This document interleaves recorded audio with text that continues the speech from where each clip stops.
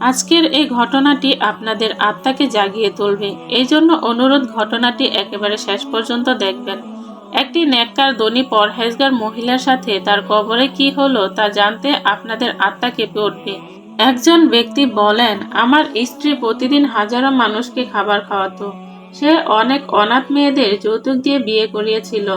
যদি কোনো গরিব মানুষ আসতো তাহলে সে তাদের টাকা পয়সা দান করত। সে 3টি মসজিদও বানিয়েছিল।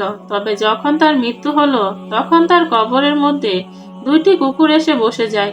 তারা কবরের মধ্যে লাথি মারত এবং চিৎকার করে কান্না করত। তাদের আওয়াজ শুনে প্রায় সকলেই ভয় পেয়ে যেত। একদিন ইমাম সাহেবের সাথে আমি আমার স্ত্রীর কবর আবার খনন করলাম এবং আমি যা দেখতে পেলাম তার ফলে আমার কলিজা ফেটে গিয়েছিল। কেননা আমার স্ত্রী শোভনা অনেক বড় এবং ধনী পরিবারের মেয়ে ছিল। তবে আজ পর্যন্ত সে কখনো টাকার ইচ্ছে প্রকাশ করেনি। সে সহজ সরল কাপড় পরিধান করে থাকত এবং আমাদের বাসায় কাজ করার মানুষও ছিল না। সে মুলতান শহরের একটি ছোট্ট গ্রামে বসবাস করত এবং সে একজন পীর সাহেবের মেয়ে ছিল। এখানে তার বাবা এবং দাদা টাকা পয়সার সাথে সাথে অনেক ইজ্জত কামাই করেছিল। তারা জমিদারও ছিল, তবে দেখতে একদমই সাধারণ মানুষের মতো ছিল। আপনি হিন্দু হন কিংবা মুসলিম, ভিডিওটি না টেনে একেবারে শেষ পর্যন্ত দেখুন। বন্ধুরা, ভিডিওটি শুরু করার আগে একটু প্রার্থনা করি। হে আল্লাহ, আমাদেরকে সকল প্রকার গুনাহ থেকে রক্ষা করুন। যারা যারা পাপ কাজ থেকে বাঁচতে চান তারা সকলেই কমেন্টে লিখুন আমিন এবং এই ভিডিওটিতে একটি লাইক দিন ও যারা চ্যানেলটি সাবস্ক্রাইব করেননি চ্যানেলটি সাবস্ক্রাইব করুন। তো চলুন শুরু করি। আমার নাম জাবেদ এবং আমি মুলতান শহরে বসবাস করতাম এবং সুবানা আমার খালাতো বোন ছিল। এই কারণে আমার বিয়ে তার সাথে হয়ে যায়। সুবানার সাথে আমার জীবন অনেক ভালোভাবে কেটেছিল। আমার বিয়ের 10 বছর প্রায় হয়ে গিয়েছিল এবং আল্লাহ পাক আমাদেরকে 2টি বাচ্চাও দান করেছিলেন। এই 10 বছরের মধ্যে সে অনেক ধরনের কাজ করেছিল। মুলতান শহরের মধ্যে আমার স্ত্রীর তরফ থেকে প্রতিদিন না হলেও 1000 মানুষকে ফ্রিতে খাবার খাওয়ানো হতো। আমার স্ত্রী অনেক অনাথ মেয়েদেরকে যৌতুক দান করে বিয়ে করিয়ে দিয়েছিলেন। সে 3টি মসজিদও নির্মাণ করে দিয়েছিলেন। যদি আমি আমার স্ত্রীর ভালো কাজকর্মের কথা বলতে শুরু করি তাহলে হয়তোবা সারাদিন পার হয়ে যাবে। তবে আজকে আমি অনেক দুঃখী ছিলাম, কেননা আমার স্ত্রী শোভানা মৃত্যুবরণ করেছিল। তার হঠাৎ করে হার্ট অ্যাটাক চলে আসে এবং সে সেই রাতের মধ্যেই মৃত্যুবরণ করে ফেলে। বংশের মানুষজন অনেক অবাক ছিল, কেননা আমাদের বাসার মধ্যে সুখ আর সুখ ছিল এবং আমাদের দুজনের মাঝে সাধারণ স্বামী স্ত্রীর মতো ঝগড়া হতো না। তবে যা লেখা আছে তা তো পরিবর্তন করা সম্ভব নয়। তার হঠাৎ করে হার্ট অ্যাটাক চলে আসে এবং সে মৃত্যুবরণ করে। আমার বাচ্চাগুলো এত বড় ধাক্কা খাওয়ার কারণে অনেক খারাপ অবস্থায় কান্না করছিল এবং আমার আত্মীয় স্বজন তাদেরকে সামলাচ্ছিল। আমি পুরুষদের মাঝে দুঃখী অবস্থায় বসেছিলাম এবং আমার মস্তিষ্ক কাজ করা বন্ধ করে দিয়েছিল। আমি এটি ভেবে উঠতে পারছিলাম না যে এখন আমার বাসার কি হবে। আমি আমার স্ত্রী ছাড়া কিভাবে জীবন অতিবাহিত করব। তার চেয়ে বড় বিষয় হলো আমার মেয়ে এবং ছেলে অনেক ছোট, আর তাদেরকে মায়ের মতো ভালোবাসা কেউই দিতে পারবে না। আমার স্ত্রী গোসল এবং কাফনের ব্যবস্থা করার পর বাসার মানুষজন আমাকে ভেতরে ডাকলো, যাতে করে জানাজা ওঠানোর আগে আমি আমার স্ত্রীকে শেষবারের মতো দেখে নিতে পারি। আমি ভেতরে গিয়ে স্ত্রীকে দেখলে আমার মন বসে যেতে শুরু করে। আমি একজন পুরুষ ছিলাম, তারপরেও অনেক কান্না করতে লাগলাম, কেননা আমি আমার স্ত্রীকে অনেক ভালোবাসতাম এবং সে অনেক নেক একটি মহিলা ছিল। আমার স্ত্রীকে চির বিদায় দেওয়া আমার জন্য অনেক কষ্টের বিষয় ছিল, তবে আমি সেই কষ্টকেও সহ্য করে নিলাম এবং তাকে কাঁধে নিয়ে জানাজার ঘরে নিয়ে গেলাম। স্ত্রীকে দাফন করার পর যখন আমি বাসায় ফিরলাম তখন জানতে পারলাম যে আমার ছোট মেয়ের অবস্থা অনেক খারাপ। সে তার মায়ের অনেক কাছের ছিল এবং এই কারণে এই সকল কিছু সে সহ্য করতে পারছিল না। সে 4 বছরের একটি বাচ্চা ছিল। আমি আমার দুঃখ বলে আমার মেয়েকে সামলাতে লাগলাম, তবে তার জ্বর অনেক বেড়ে গিয়েছিল। এখনো দিনের সময় ছিল বিদায় আমি আমার মেয়েকে নিয়ে হাসপাতালে গেলাম। ডাক্তার অনেক কষ্ট করে তার জ্বর কমাতে সক্ষম হলেন, তবে এরই মধ্যে বিকেল থেকে রাত হয়ে গেল। বাচ্চাটিকে নিয়ে যখন বাসায় ফিরলাম তখন সে আমার থেকে দূরে চলে যেতে চাচ্ছিল। তাকে সামলাতে সামলাতে আমি সেদিন আর দ্বিতীয়বার আমার স্ত্রীর কবরে যেতে পারলাম না এবং দ্বিতীয় দিনটিতেও এমনভাবে কেটে গেল। এই 2 দিন পর আমার মেয়ের অবস্থা একটু ভালো হলো, তাই আমি তাকে দুপুরবেলা ঘুম পাড়িয়ে আমার স্ত্রীর কবরে চলে গেলাম।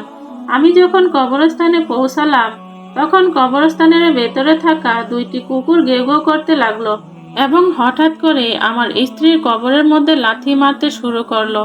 আমি সেই কুকুরগুলোকে তাড়ানোর চেষ্টা করলাম, তবে তারা গেউ গেউ করতেই থাকলো এবং তাদের চোখের মধ্যে হয়তোবা আমি পানিও দেখতে পাচ্ছিলাম। আমি অনেক কষ্ট করে সেই কুকুরগুলোকে সেখান থেকে তাড়াতে সক্ষম হয়েছিলাম। এরপর আমি আমার স্ত্রীর কবরে সূরা ফাতিহা পাঠ করতে লাগলাম এবং কিছুক্ষণ পর উঠে বাসায় চলে গেলাম। বাসায় এখনো মেহমান উপস্থিত ছিল। আমার ভাই বোনগুলো এখনো আমার বাসায় ছিল এবং যারা চলে যাবে তারাও বলতে আসছিল। এরপর থেকে আমি প্রতিদিন আমার স্ত্রীর কবরের মধ্যে 1 ঘন্টা মতো সময় অতিবাহিত করে আসতাম। তবে যখনই আমি আমার স্ত্রীর কবরের কাছে যেতাম, সেই কুকুর দুটি গেউ গেউ করা শুরু করত। আমি তাদেরকে ভয় দেখিয়ে তাড়িয়ে দিতাম।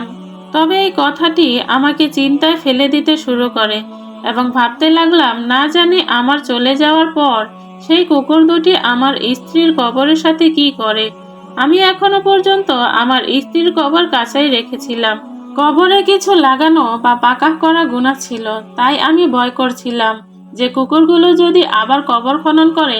আমি বাসায় যাওয়ার পথে বারবার সেই কুকুরগুলোকে আগে তাড়িয়ে দিতাম এবং বাসায় যাওয়া পর্যন্ত আমি আমার স্ত্রীর কথাই চিন্তা করতাম। আমি আমার জীবনে কখনো কোনো কুকুরকে কবর খনন করতে দেখিনি। আমার স্ত্রীর কবর অনেক ভালোভাবে বানানো হয়েছিল এবং তা খনন করতেও কোনো ধরনের সমস্যা দেখা দেয়নি। তারপরেও না জানি কেন সেই কুকুর দুটি আমার স্ত্রীর কবরের আশেপাশে ঘুরঘুর করত। কিছুদিন পর বাসা থেকে মেহমানগুলো চলে যাওয়া বিদায় আমার বাসার রুটিন মোতাবেক চলে আসে। আমার স্ত্রীর কমতি আমরা 3 জনেই অনেক ভালোভাবে অনুভব করতে পারছিলাম। আমার বাচ্চাগুলো তাদের মাকে মনে করলেই কান্না করে ফেলতো। আমি যখন আমার কাজের মধ্যে যেতে শুরু করলাম তখন আমার বাচ্চাদের বাসায় থাকাটাই কষ্টকর হয়ে দাঁড়ালো। তাই আমি আমার বাসায় একজন কাজের লোক রাখি। সেই মহিলাটি আমার স্ত্রীর গ্রামেই বসবাস করত এবং সে বাচ্চা ছাড়া একটি মহিলা ছিল বিদায় আমার বাচ্চাদের দেখাশোনা করার জন্য আমি তাকে আমার বাসায় রাখি। সেই মহিলাটি বাচ্চাদের অনেক ভালোভাবে দেখাশোনা করত বিদায় আমার বাচ্চাগুলো নর্মাল হতে শুরু করে এবং আমিও নিশ্চিত হয়ে যাই। আমি আমার স্ত্রীর কবরে যাওয়াটা একটি অভ্যাস করে নিয়েছিলাম এবং আমি সময় করে সেখানে যেতাম এবং অনেকক্ষণ ধরে বসে তেলাওয়াত করতাম। সেই কুকুর দুটি এখনো আমাকে দেখে আমার স্ত্রীর কবরের আশেপাশে ঘুরঘুর করত এবং গেউ গেউ করে আমাকে দেখিয়ে আমার স্ত্রীর কবর খনন করার চেষ্টা করত। প্রথম প্রথম আমি রাগ করে তাদেরকে তাড়িয়ে দিতাম, তবে এখন আমি চিন্তিত হয়ে পড়লাম এ কথা ভেবে যে বাকি সকল কবর বাদ দিয়ে তারা আমার স্ত্রীর কবরের কাছেই আসে কেন। তবে কবর কোনো কারণ ছাড়া খোলাও সম্ভব ছিল না। একটি অবুঝ জানোয়ারের আচরণের কারণে আমি আমার স্ত্রীর কবর খনন করতে পারি না। আমি অনেক দিন ধরে সেই কুকুরগুলোর ইশারা বুঝেও অদেখা করে দিতাম, তবে আমার মন পুরোপুরিভাবে অস্থির থাকতে লাগলো। রাতের মধ্যে আমি ঘুমানোর চেষ্টা করতাম, তবে আমার ঘুম আসতো না। এক রাতে যখন আমি ঘুমালাম তখন স্বপ্নে দেখলাম আমার স্ত্রী কোনো একটি রুমে বন্ধ রয়েছে এবং সেই রুমের চারপাশে আগুন লেগেছিল। আমার স্ত্রী অনেক চিন্তিত হয়ে কান্না করছিল, তবে সে কোনো কিছুই বলতে পারছিল না। তবে তার কষ্ট আমি বুঝতে পারছিলাম। তবে সেই মুহূর্তে আমার চোখ খুলে যায় এবং আমার পুরো শরীর ঘেমে ভিজে যায় এবং আমি খুব খারাপ অবস্থায় কাঁপছিলাম। আমি অনেকক্ষণ ধরে মাথায় হাত রেখে বসেছিলাম এবং চিন্তা করতে লাগলাম আমার স্ত্রী তো একজন নেক এবং আল্লাহ ওলি একজন মহিলা ছিলেন। তারপর আমি ভাবলাম যে আমি সারাদিন আমার স্ত্রীর কথা চিন্তা করি, তাই হয়তোবা আমি এই স্বপ্নটি দেখলাম। আমি এই স্বপ্নটি সকাল হতে না হতেই ভুলে গিয়েছিলাম এবং জীবন যুদ্ধে ব্যস্ত হয়ে পড়লাম। তবে সেই দিন যখন আমি কবরস্থানে গেলাম তো সেদিনও সেই কুকুর দুটি কবরের মধ্যেই বসেছিল। তাদেরকে দেখে আমি আমার দেখা স্বপ্ন খেয়াল করে ফেলি এবং আমি কিছু চিন্তা না করে তাদেরকে মেরে সেখান থেকে তাড়িয়ে দেই। তবে রাতে যখন ঘুমালাম তখন আবারও সেই স্বপ্নটি দেখতে পেলাম। এবার দেখলাম আমার স্ত্রী অসহায় হয়ে সেই রুমের আগুনের মধ্যে পড়েছিল এবং আমি বাইরে দাঁড়িয়ে সকল কিছুই দেখছিলাম। আমার চোখ খুললে আমি অনেক চিন্তিত হয়ে পড়লাম। আমি বুঝতেই পারছিলাম না যে আমি এই বিষয়টির গভীরে কিভাবে যাব। আমি পরের দিন সকাল সকাল মসজিদে চলে গেলাম এবং ইমাম সাহেবকে আমি আমার সমস্যার কথা জানালাম। প্রথমে তো ইমাম সাহেব দুটি কুকুরের কথা শুনে এই কথাই বললেন যে তারা তো জন্তু এবং কিছুই না বুঝেই এই সকল কিছুই করেছে। তুমি কিছুদিনের জন্য কিছু কাঁটাওয়ালা গাছ তোমার স্ত্রীর কবরের মধ্যে বিছিয়ে দাও, যাতে করে জানোয়ার সেখানে পৌঁছাতে না পারে। তবে যখন যখন আমি আমার স্বপ্নের সম্পর্কে ইমাম সাহেবকে বললাম, তখন ইমাম সাহেব চমকে গিয়ে আমার দিকে তাকালেন। নিয়মিত 2 দিন ধরে একই স্বপ্ন দেখার কথা শুনে ইমাম সাহেবও চিন্তায় পড়ে গেলেন। এরপর তিনি বলতে লাগলেন, স্বপ্ন 2 প্রকার হয়ে থাকে, একটি শয়তানের তরফ থেকে এবং একটি আল্লাহর তরফ থেকে এসে থাকে। ইমাম সাহেব বললেন, হতে পারে এই স্বপ্নটি আল্লাহর তরফ থেকে ইশারা, অথবা শয়তান তোমাকে ফাঁদে ফেলছে। এই কারণে তুমি আরো একটি রাত অপেক্ষা করো। যদি আজকে রাতেও সেই স্বপ্নটি দেখতে পাও তাহলে আমার কাছে চলে এসো। আমি ততক্ষণ পর্যন্ত এই সমস্যার সমাধান চিন্তা করি। এরপর আমি বাসায় এলাম এবং আমার কাজে যাওয়ার জন্য প্রস্তুতি নিলাম। বিদায় আগে আমার বাচ্চাদেরকে স্কুলে পৌঁছে দিলাম। আমার মনের মধ্যে সবসময় আমার স্ত্রীর কথাই আসছিল এবং আমি দোয়া করছিলাম যে এই স্বপ্নটি যেন শয়তানের দেখানো স্বপ্নই হয়, কেননা কোনো আপনজনের কবর পুনরায় খনন করা কোনো সহজ কাজ নয়। আমি চাচ্ছিলাম না যে আমার স্ত্রীর শেষ বাড়ি ভাঙন করা হোক। আমার জন্য তো আমার স্ত্রীর কবরে সেই কুকুর দুটিকে দেখা সহ্য করার বাইরে ছিল।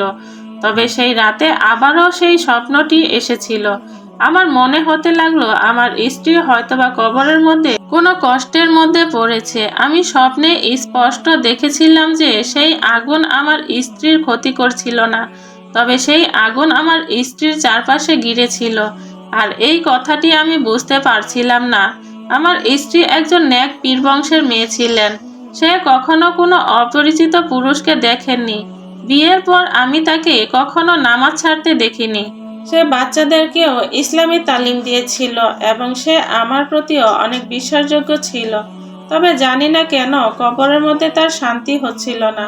আমি তৃতীয়বার সেই স্বপ্ন দেখে এত বেশি অস্থির হয়ে গিয়েছিলাম যে আমি আর সেদিন ঘুমাতেই পারিনি এবং সকাল পর্যন্ত জেগেছিলাম। ফজরের আজান দিলে আমি দ্রুত অজু করে মসজিদের দিকে রওনা দিয়ে দিলাম। আমি নামাজ আদায় করলাম এবং ইমাম সাহেবের জন্য অপেক্ষা করতে লাগলাম। নামাজি যখন উঠে চলে গেল তখন আমি ইমাম সাহেবের কাছে গেলাম এবং ওনাকে বললাম, ইমাম সাহেব, আমি আবারও আজকে রাতে সেই স্বপ্নটি দেখেছি। আমি অস্থির হয়ে ইমাম সাহেবকে বললাম আমাকে কোনো উপায় বলে দেওয়ার জন্য, যাতে করে আমার স্ত্রী তার কবরের মধ্যে শান্তির ঘুম ঘুমাতে পারে এবং আমাকেও সেই স্বপ্নটি যেন বিরক্ত না করে। ইমাম সাহেব দীর্ঘ নিঃশ্বাস নিয়ে বললেন, এর উপায় হলো সেই কবরটি খনন করে দেখা। তিনি বললেন, আল্লাহ না করুক, যদি কবরের মধ্যে আল্লাহর আযাব নাজিল হয় তাহলে আমরা ইচ্ছা করেও কবর খুলতে পারবো না, কেননা আমরা আল্লাহর তরফ থেকে অনুমতি পাবো না। আর যদি অন্য কোনো কারণ হয়ে থাকে তাহলে আমরা তা খুলে দেখে নিব এবং হয়তোবা কোনো উপায় বের হয়ে যাবে। ইমাম সাহেবের কথা আমার দেহের লোম দাঁড় করিয়ে দিয়েছিল। নিজের স্ত্রীর ওপর আল্লাহর আযাবের কথা আমি চিন্তাও করতে পারছিলাম না। আমি যখন ইমাম সাহেবের সঙ্গে করে কবরস্থানের দিকে এগোতে লাগলাম তখন আমার পা কাঁপতে শুরু করে দিয়েছিল এবং আমি আল্লাহর কাছে বারবার দোয়া করছিলাম যে আমার স্ত্রীর কবরের মধ্যে যেন অন্য কোনো সমস্যা হয়, আল্লাহর আযাব যেন না থাকে। আমি ইমাম সাহেবকে বললাম আমার স্ত্রী অনেক নেক ছিল, তার ওপর আল্লাহর আযাব আসতে পারে না। সে তো তার সারা জীবন ভালো কাজ করেছিল।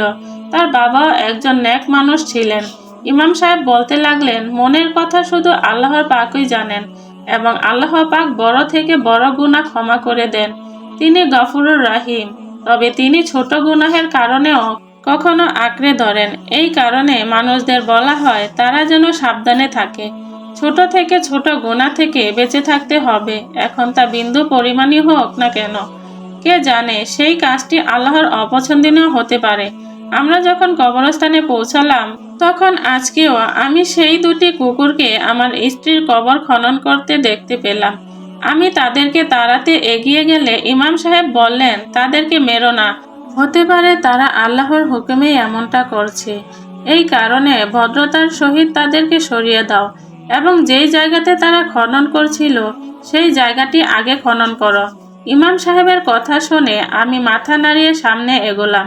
আমি কুকুরগুলোকে সরিয়ে সেই কুকুরগুলো যেখানে গর্ত করছিল সেখানকার মাটি সরাতে শুরু করলাম। বন্ধুরা, এই পর্যন্ত যদি ভিডিওটি আপনাদের ভালো লেগে থাকে তাহলে অবশ্যই ভিডিওতে একটি লাইক দিয়ে পাশে থাকুন। এরপর সেই কুকুর দুটিও আরাম করে এক জায়গায় বসে পড়ল।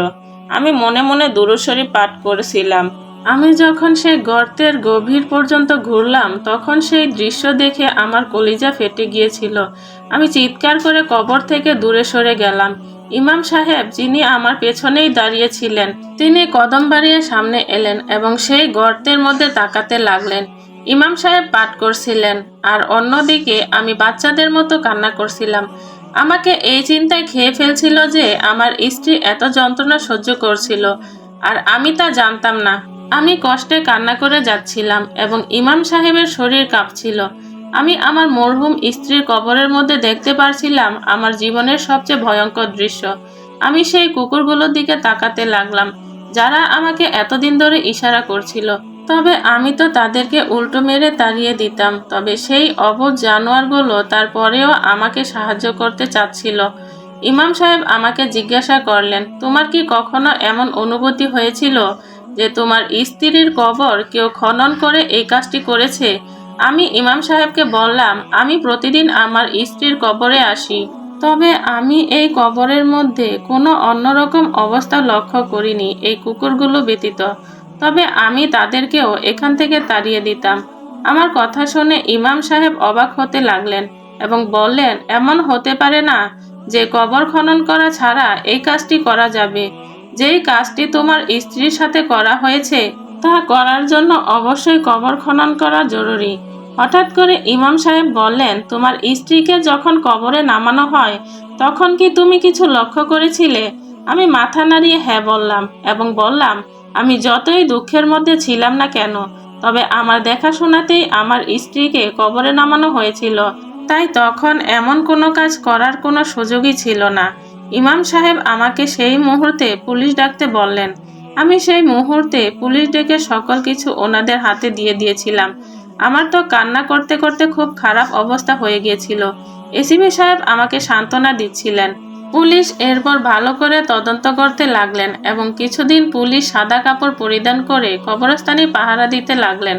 12 দিন দেখাশোনা করার পর আমার স্ত্রীর আসামিকে ধরা হয়েছিল। সেই দিন কিছু মানুষ একজন মহিলার মেয়েকে নিয়ে এসেছিল এবং সেই আসামি ব্যক্তি সেই রাতেই এসেছিল এবং সে নতুন কবর খনন করছিল। যে পুলিশগুলো লুকিয়েছিল তারা সেই মানুষকে ধরে ফেলেছিল। পুলিশ এরপর আমাকে বললেন যে এরপর থেকে কবরস্থানের মধ্যে আর কোনো সমস্যা দেখা দিবে না। তবে তারপরেও আমার মনের মধ্যে শান্তি ছিল না এবং আমি প্রতিদিন আবারও আমার স্ত্রীর কবরে যেতাম, তার কবর ভালো করে দেখতাম, যাতে করে তার সাথে দ্বিতীয়বার এমন কিছু না ঘটে। আমার ভেতরের ভয় খতম হওয়ার নামই নিচ্ছিল না। আমাকে সবসময় সেই চিন্তায় খেয়ে ফেলছিল যে আবারও আমার স্ত্রীর কবর খনন করা হলো না। তো আমি আমার বন্ধুদের এই বিষয়টি বললে তারা বলে, যেমনভাবে বাড়ি পাহারা দেওয়ার জন্য মানুষ রাখা হয় তেমনভাবে কবরস্থান দেখাশোনা করার জন্য মানুষ রাখা উচিত, যাতে করে কেউ মৃত ব্যক্তির সাথে কোনো খারাপ কাজ না করতে পারে। আমার বন্ধুরা আমার কথা শুনে হ্যাঁতে হ্যাঁ মিলাচ্ছিল, তবে আমি জানতাম যে তারা বেশি আগ্রহী ছিল না। মানুষজন মনে করে মৃত ব্যক্তি আল্লাহর হেফাজতে থাকে, এই কারণে তাদের দেখাশোনা করার দায়িত্ব আমাদের ওপর থাকে না।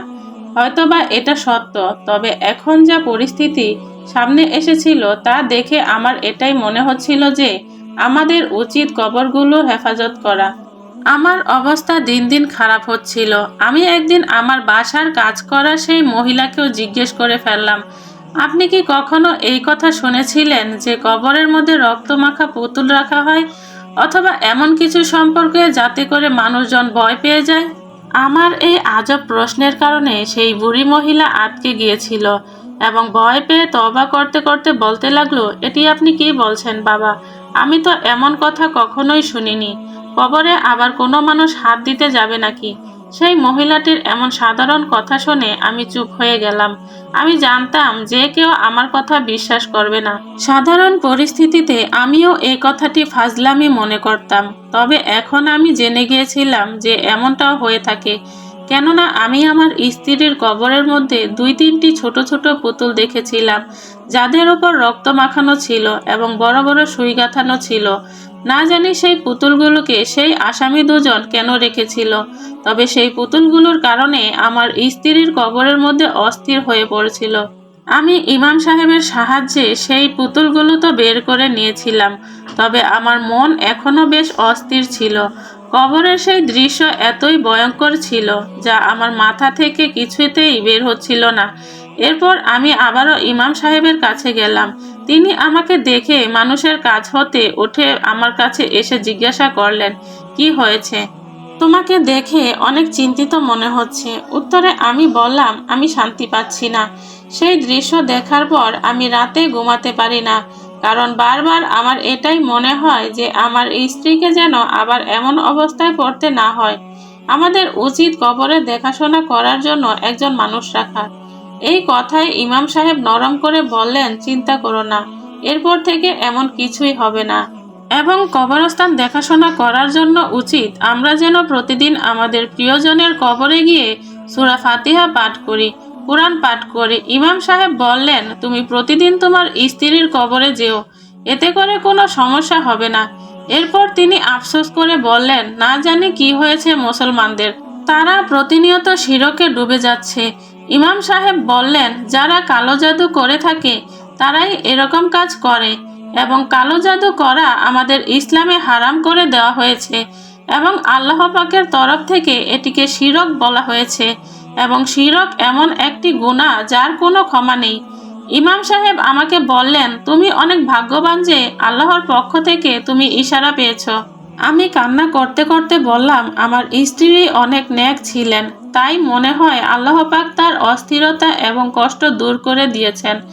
এমন অনেক ঘটনাই ঘটে, তাই সকলের উচিত তারা যেন প্রিয়জনের কবরে গিয়ে দোয়া পাঠ করে, কুরআন পাঠ করে এবং গুনাহের জন্য ক্ষমা চায়। তো বন্ধুরা, এই ছিল আমাদের আজকের ভিডিওটি ভালো লাগলে অবশ্যই লাইক, কমেন্ট ও সাবস্ক্রাইব করবেন, এবং ভিডিওটির বিষয়ে আপনার যদি কোনো মতামত থাকে তাহলে কমেন্ট করে জানাবেন। দেখা হচ্ছে পরবর্তী ভিডিওতে। আল্লাহ হাফেজ।